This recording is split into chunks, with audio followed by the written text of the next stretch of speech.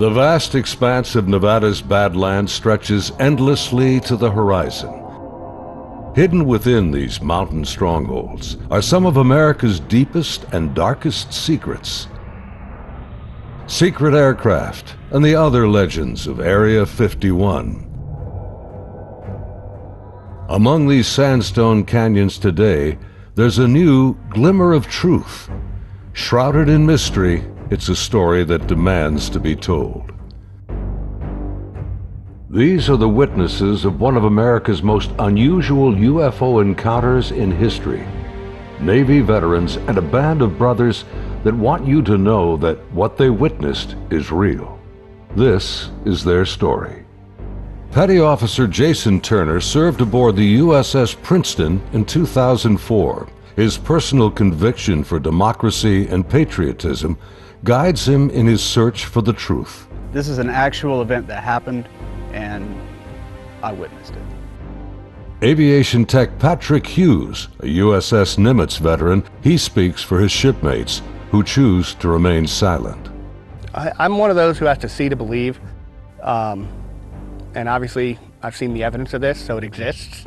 Top Gun Air Intercept Controller Kevin Day and Fire Controlman Gary Voorhees, both from the Princeton, served together in the ship's Combat Information Center. They saw them first, whatever it is they are. They wanted to show themselves, whatever they were. I don't think they wanted anything really to do with us. They were literally breaking the laws of physics in my eyes.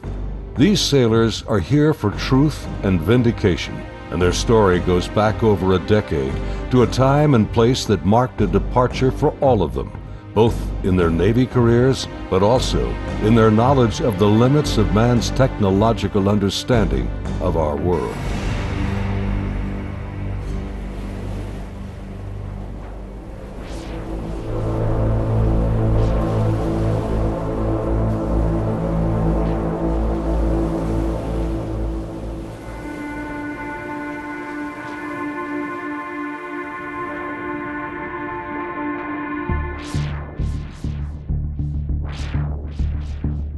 Looking out over the ocean toward the horizon, sun, sea, and sky form an endless vista, a never-ending cycle of tide, wind, and waves.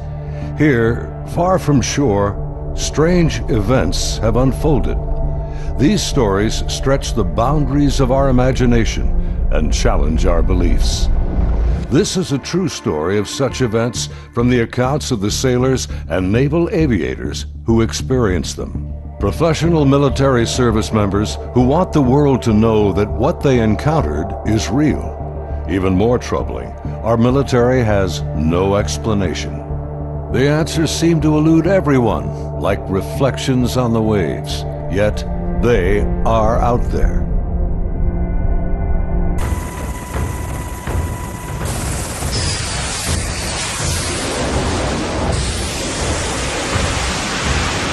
November 10th, 2004. 90 miles southwest of San Diego, California, in the Naval Operations Area, the Nimitz Carrier Strike Group and her complement of warships and the aircraft of Air Wing 11 are conducting a routine 2-week training exercise. Nearby, the guided missile cruiser USS Princeton has been tracking unknown aircraft that appear and disappear from her sophisticated Aegis radar screens. The Spy 1 Bravo radar is one of the most advanced sensors ever deployed. Princeton's main role is air defense of the strike group, and Operations Specialist Senior Chief Day is in charge of protecting the airspace around the Nimitz. And my job was to man the radars and ID everything that flew in the skies. And I also sat a position called Anti-Air Warfare Coordinator, where if we ever had to go to war, I was the guy that was going to launch the missiles and kill shit. In addition to that, I was the Air Intercept Controller. When the Super Hornets take off the carrier, I'm the guy that takes control and takes them to the fight and gets them home safe. And there was a lot of experience in that room. The captain had 28 years, I had 18 years. And the Aegis ship is our newest weapons system afloat. It's got the Spy 1 radar system, phased array radar system, and I was an expert on that. Inside the Combat Information Center, Chief Day's attention is focused on a group of unknown aircraft on the Spy 1 screen. He's trying to identify them. I was on watch, and we were probably 100 miles, I forget how far exactly that day we were, off the coast of San Diego southwest, kind of off the coast of Mexico, Baja. And I started to notice these weird tracks that were popping onto my radar coverage right around San Clemente Island. And the reason why I say they were weird, because they were appearing in groups of 5 to 10 at a time, and they were pretty closely spaced to each other, and they were 28,000 feet going 100 knots tracking south. And in the back of my mind, I'm thinking, you know, that's kind of odd. I mean, I don't know anything that flies like that. They weren't on the comm air routes, the commercial airline routes. I wasn't really that concerned about them. I didn't consider them hostile for any reason at all. Another watch or two, as I'm watching, the same formation appeared again. And over the course of 3-4 days, it probably counted up to that point, groups of 5 to 10 at a time. There were probably 50, 60 tracks by then. Today, Kevin and Gary are still looking for answers. They've known each other for over a decade since their Navy days.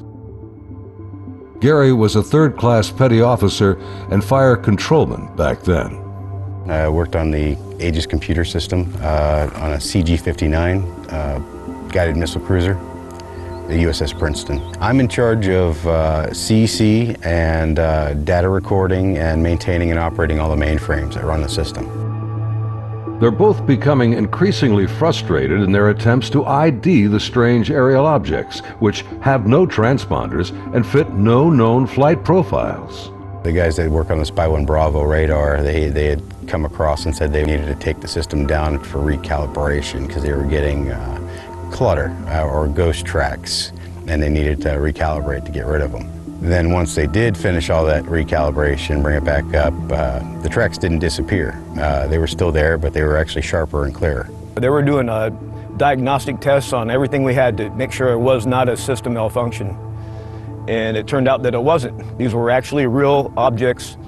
I had the highest spy track quality possible on these contacts. In this situation, I actually started recording on all 4 tapes at the same time. That way, it was a one continuous loop, and I was just replacing them as they were, becoming full. We failed utterly to identify these things. It didn't meet any of the parameters for anything that was known. In some cases, they seemed to descend from space and then suddenly plunge to near sea level in seconds. Coupled with the unidentified nature of the craft and lack of clearance, these extreme flight observations are very troubling to the crew assigned to protect the carrier group from aerial threats. Sunday, November 14th, morning. The Nimitz deck crew is busy launching FA-18F Super Hornets, helicopters, and E-2 Hawkeye early warning planes. The mission? Simulated air defense, or ADEX training over the Pacific. The winds are calm, the skies are clear, a near perfect day for flying.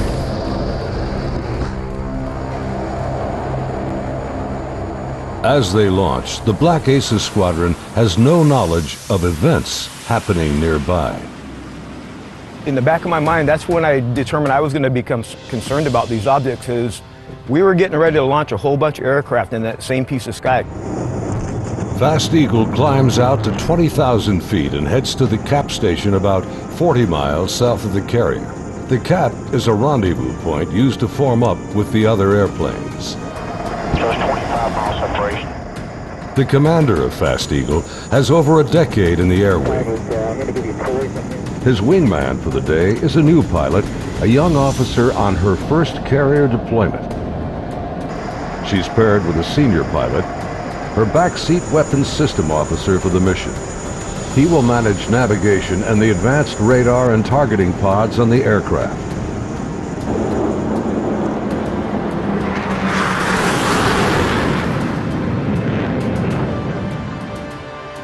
Overhead, an E-2 Hawkeye from the Wallbanger Squadron is on station directing the aircraft.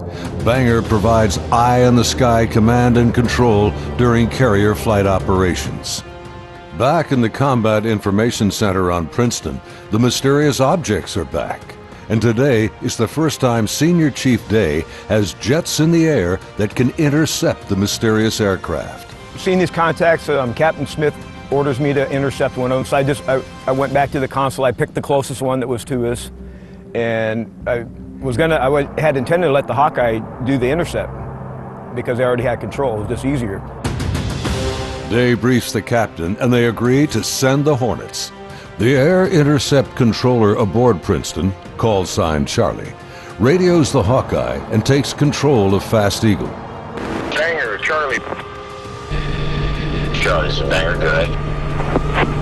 Banger, Charlie. Do you hold unknown air contact, bra, 270-48, 28,000 feet, bogey.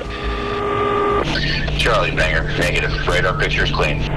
The E-2 radar operators have been frustrated in their attempts to get a radar return on the unknown aerial target that Princeton is tracking. Even with their 24-foot radar dish, they can't get a lock on the object. Banger, Charlie. Transfer Fast Eagle flight to Charlie Control, button 13. We have a real-world tasking for them. Charlie, banger, roger. Fast Eagle, Charlie, stand by for real-world tasking. Charlie, Fast Eagle, send it. We vector towards that position in the sky, and real quiet on the radio. I'm just giving them BRA calls, which is bearing range altitude, to these unknown bogey group. And basically I'm just telling their crew where the object is, the bearing from them, and the range from them, and the altitude, so they can drive towards it. Contact BRA 270-41, 20,000 feet, bogey, snap, 270, over. Roger, bearing 270, 41 miles. 100, go trail. 100. Say state. State 12,000 pounds. Clean, do you have it? I'm trying to get a track on it now. They sent link 16, but my radar picture is clean.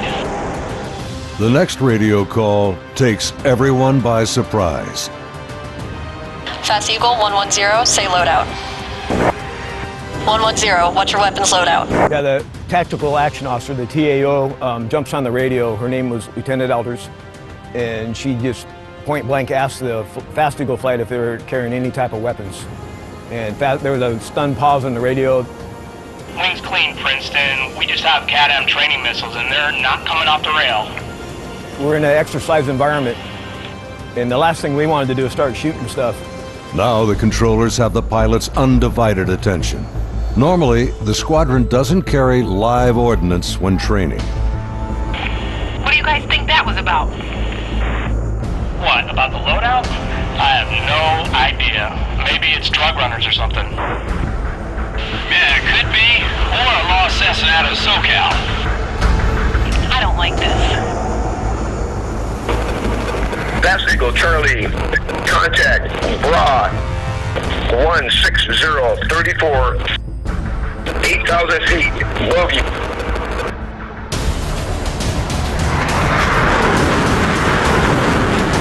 Roger, 34 miles at 8,000. Committed, your call, continuing.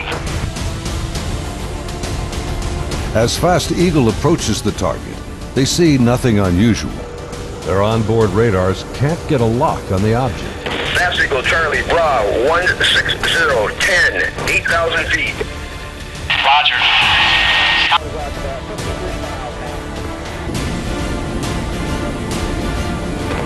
Fast Eagle, Charlie, merge plot. Basically what the merge plot means on the radar, you got two objects in the same vertical piece of sky, so when I'm looking at the 2D display, it looks like a one radar blob now. Confirm the object appears stationary. I had it at 17.7. Showing, again, basically no airspeed on it. Hey, you guys seeing us? What is that?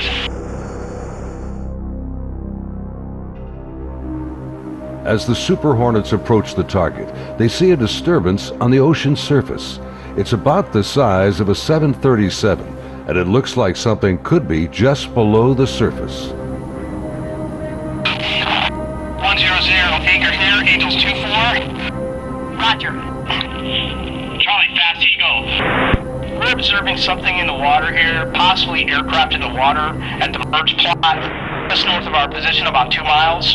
Charlie, roger. I'm descending to Angels 14 to take a look. Do you think that's our unknown? Man, not sure. Radar's clean. As soon as he got to the merge plot position, the object that he was intercepting dropped from 28,000 feet down to 50 feet above the water in 0.78 seconds, as I found out later the next day.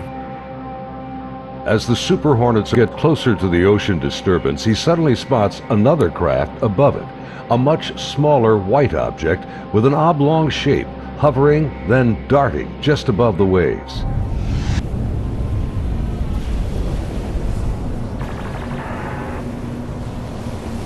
The object is moving around erratically, seemingly focused on the white water. The shape is similar to a tic-tac. It's smooth like porcelain.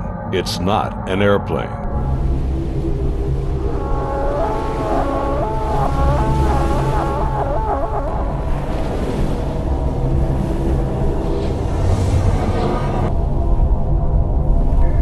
Suddenly, the object begins to rise into the air.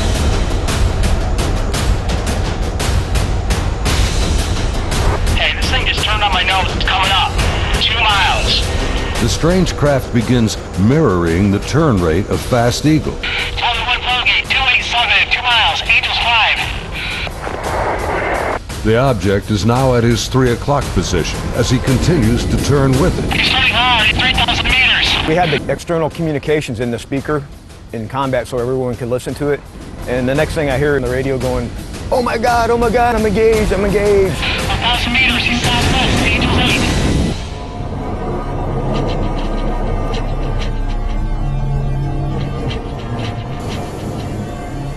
The commander is now about a mile away as he maneuvers his Hornet to get behind the unknown craft. It's about the size of an F-18, about 47 feet long, and it has no wings. As the dogfight unfolds, he quickly turns and dives to bring his jet's nose ahead of the object to close the distance.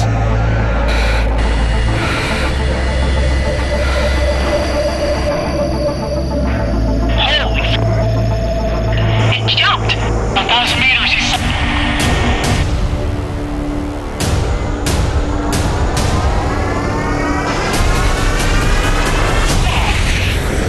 I lost it. Suddenly, the tic-tac rockets past. It's gone beyond the horizon in the blink of an eye.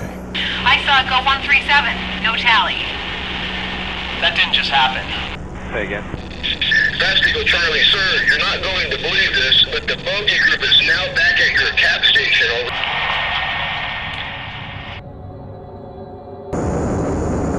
As Fast Eagle returns to the area of the ocean disturbance, the object is gone, and the sea is once again calm.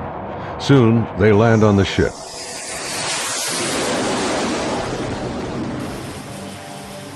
Back on board Banger, the flight crew has been listening to the radio transmissions from Fast Eagle. The crew has been tracking the intercepts on their advanced display systems called the CEC. One of the radar operators, who wishes to remain anonymous, describes hearing the fear in the pilots' voices, and he knows this is no drill. I had a good friend who flew on the Hawkeyes. We've been calling him Roger to protect his identity because he didn't want to come forward at this time, but he wanted to contribute to the story to verify that it actually happened. So there are 5 people in the airplane. Roger would have been sitting in the radar officer seat, which is towards the back middle of the plane. To the side of each one of them, or behind them, depending how the chair's rotating, is a window. Suddenly, his attention is drawn to something outside the Hawkeye. He and the entire crew watch in disbelief as a tic-tac object suddenly forms up on their E2 and then just as quickly shoots away from sight. The crew is left in disbelief.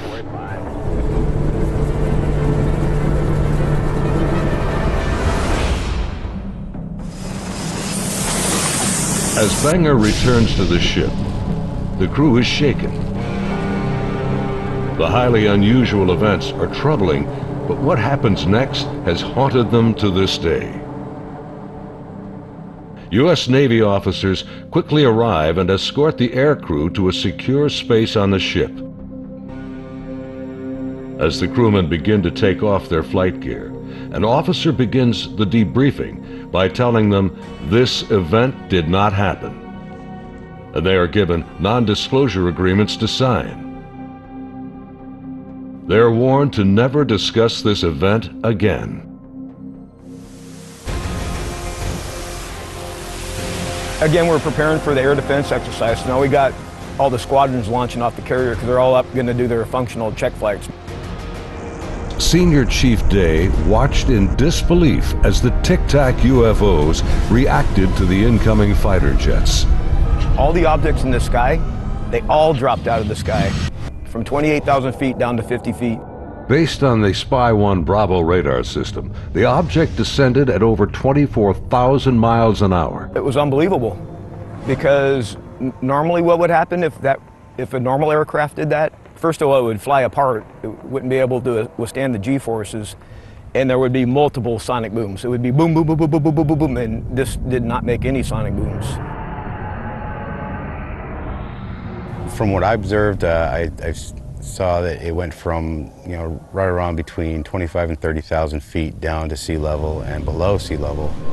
Contact, tag number 042. Below sea level was confirmed to me by the actual sonar techs that were in combat, in communications with other techs that had said they had an active track on it under the water.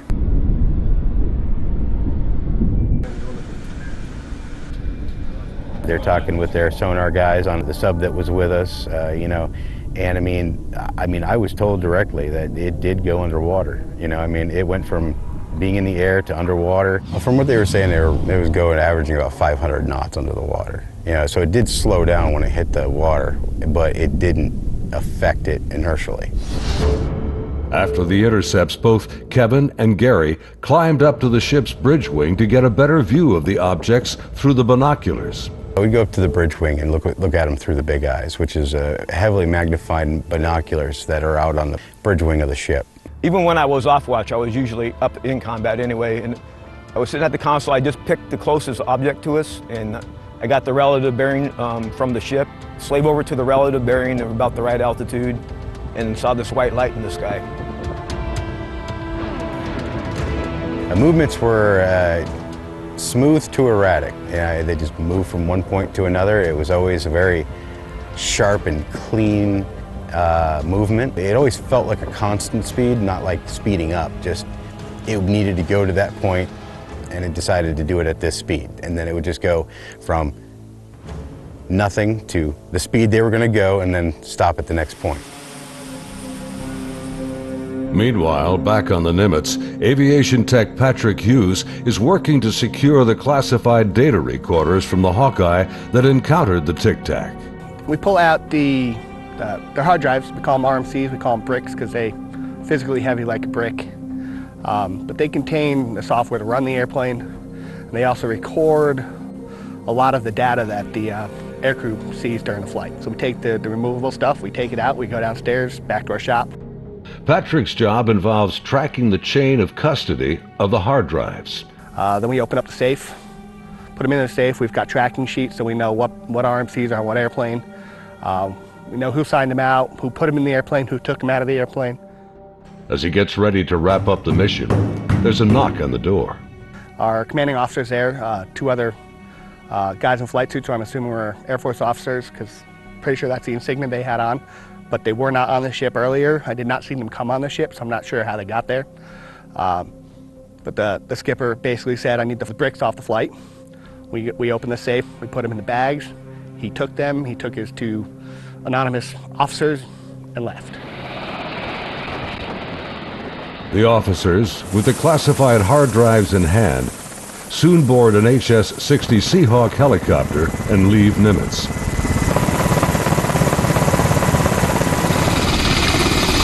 Soon thereafter, Petty Officer Voorhees has his own visit by unknown officials on the Princeton.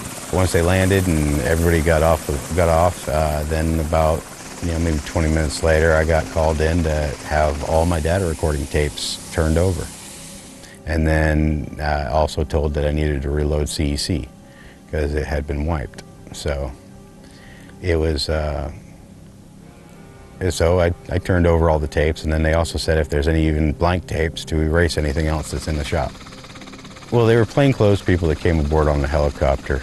It was my chain of command that took control of the tapes from me. The helo left with them after that, so because we went right back to flight ops. The link between the Tic Tacs and these men is unknown.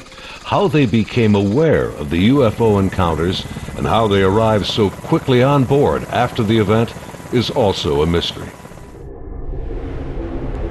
The video you are now watching is the actual gun camera FLIR footage of the Tic Tac taken by a later flight.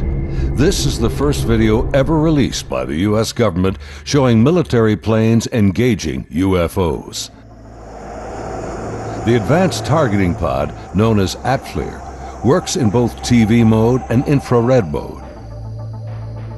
The film reveals no control surfaces, no exhaust plume, a uniform heat signature, and no visible means of propulsion.